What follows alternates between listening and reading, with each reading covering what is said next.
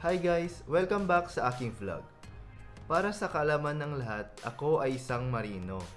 At dahil pasampa na naman ulit tayo sa higanteng barkong Naglalayag International, gusto ko lang i-share sa inyo kung anong usual na dinadala ko pag pasampa ko. Ito rin ay magsisilbing guide para sa mga baguhang nangangarap maging seaman.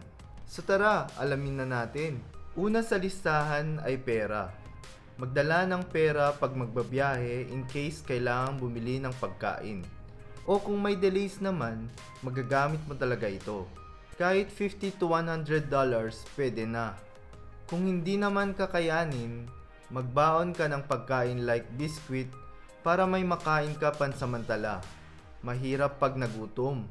Pangalawa ay ang toiletries. Ang mga halimbawa nito ay toothpaste, toothbrush at shampoo. Kailangan talagang magdala dahil minsan wala nito sa barko. Mas marami, mas maganda. Tansyahin mo na kung gaano kahaba ang iyong kontrata. Pangatlo, syempre damit.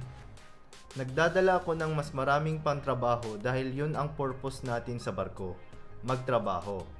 Tip ko lang sa inyo na piliin nyong mabuti ang mga damit nyong pangtrabaho na magiging komportable kayo. Magdala rin kayo ng kahit 2 pares ng best dress para sa mga special events or kung may chance na makalabas sa ibang bansa.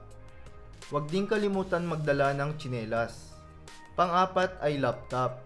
Maganda rin na may dala kang laptop dahil magagamit mo ito sa pag-aaral mo sa barko. At magiging libangan mo na rin ito sa loob ng kabina mo. Kung hindi mo naman afford, ay marami naman ding alternative recreation equipment sa barko. So don't worry. Panglima ay gamot. Magdala rin ng gamot na pang-personal tulad ng Diatabs, Neosep, Vitamin C at Paracetamol. Dala ka rin ng mga pang-allergy kung may allergy ka. May gamot naman sa barko pero iba pa rin ang mga nakasanayan natin.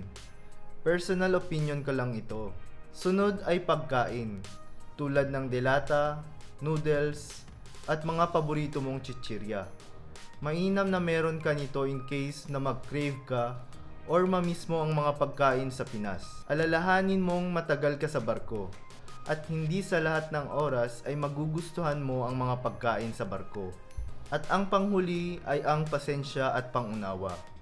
Marami kang makakasalamuhang ibang lahi at ibang kultura, iba-ibang ugali at pananaw. Kaya kailangan mong mag-adjust at makaintindi para maging maayos at matapos ang iyong kontrata nang walang problema. Maging flexible. Yan ang sikreto ko. So yun lang guys, sana may natutunan kayo. Ulitin ko, personal opinion ko lang ito base sa experience ko. Thanks for watching. Don't forget to like and follow my page. Thank you.